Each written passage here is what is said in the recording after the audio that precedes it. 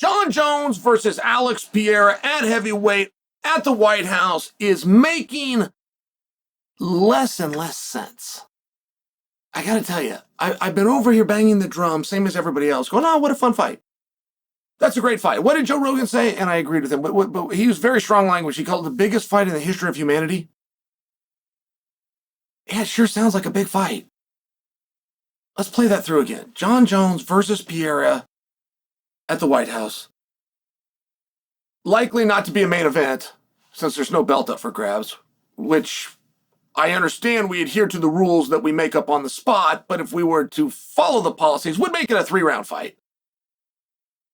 For the biggest fight in the history of humanity, it would seem as though we try to get as many minutes as possible. As it becomes more of a reality, which I guess just means that the date is getting closer, we're getting closer and closer to the actual event at the White House, it makes less and less sense. Now, I have had a suggestion to you guys from the beginning, which is we can get Jones and Pereira together and we can do it for a belt.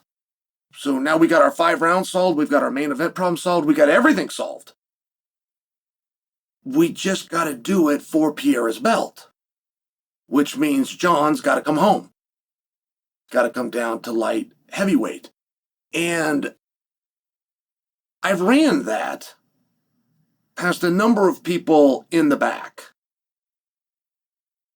And it's met with resistance.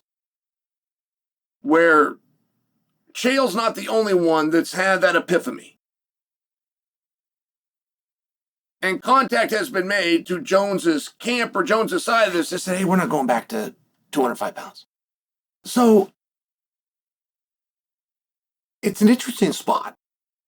Did Jon Jones say, and I had this argument before we went on camera, did Jon Jones say that he will return but only for the White House? Because I don't remember it that way. I thought that Jon was being a team player, and I knew he sent the apology and the text, and he's made it clear that he would like on the White House card. And I can be trusted and tell me what I need to do, and I really want to be part of that card. But did he go as far as to say it's White House or bust? Because I don't remember it that way. And it's a big deal. That's a really big detail. Like if you're in the midst of trying to prove your earnest and prove your sincerity, you would not be able to do that in good faith while making a demand. No matter what that demand was. You would not be able to say, hey, you can trust me, work with me, please. Excuse what happened in the past. I'm good. Oh, by the way, everything I'm saying is contingent on me getting what I want, which is a placement on this specific card. It wouldn't really work, and I don't remember it quite being that way. I thought it was more that Jon was clear that this is what he would like to have happen. Not that it's all that would happen. Now, I bring that to you because let's say that Jon is going to be at heavyweight. Let's say he's not going to go back to 205 pounds, which is what I'm told.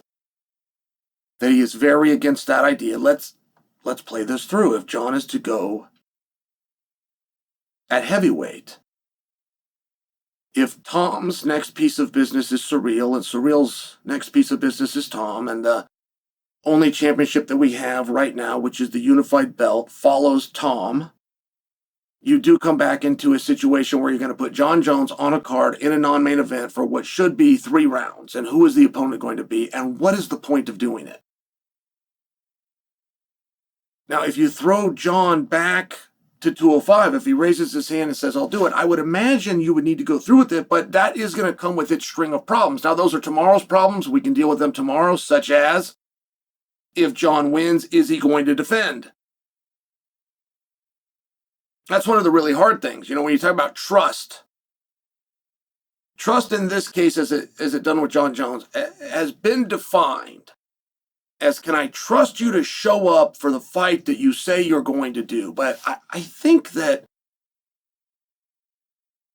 there's some unspoken words there too, which is, if I put a belt around you, can I trust that you, in a meaningful and reasonable period of time, are going to defend it against who I say the next contender could be? Like, just for example, do you guys think that Jon Jones would fight Alex Pereira? Okay, great. Do you think that Jon Jones would fight Alex Pereira at 205 pounds? Okay, great. Do you believe that Jon Jones will fight Carl Ulsberg at 205 pounds in a defense of his world championship?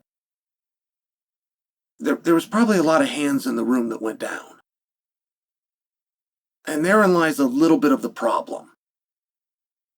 Jon Jones is really good at this sport. If you put Jon at heavyweight or if you put him at 205, history tells us one thing. Jon wins. Now, Jon winning is just fine as long as Jon defending comes along with that. Do we believe that Jon is going to do 3 fights? Moreover, if you say yes, okay, great. Will he do 3 fights in a year? And I won't even hold you exactly to 12 months and 365 days. Roughly a year, can we count on about 3 fights? And before you went and booked Jon, you'd have to be pretty confident in one of 2 things. Either the answer to that question is yes, or he's going to get beat, and you're not going to have to deal with that. And I don't know, from where I'm sitting, I don't have a high confidence in either one of those things being yes.